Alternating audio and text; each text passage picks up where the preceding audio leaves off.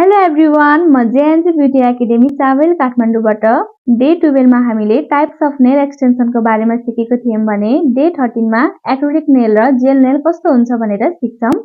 Acrylic nails made from a mixture of liquid monomer and powder polymer. Acrylic nails चाहिँ liquid monomer र powder polymer मिसाएर बनाइन्छ।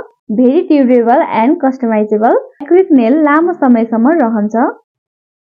Typically thicker and stronger than other types of extension, acrylic nail extension अरु extension भन्दा बाक्लो र बलियो हुन्छ।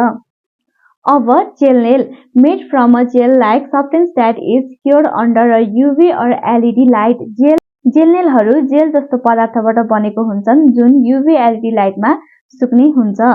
Lighter and more flexible than acrylic. Gel nail acrylic nail भन्दा हल्का र सजिलो हुन्छ। Often preferred for a more natural look. Jail nail natural देखिन्छ र नेपालमा सबैभन्दा बढी जेल नेल युज गरिन्छ। आजको लागि यति नै। भोलि डे 14 मा पोली जेल र डिपिङ पाउडरको बारेमा जानकारी लिएर फेरि आउने छु। धन्यवाद।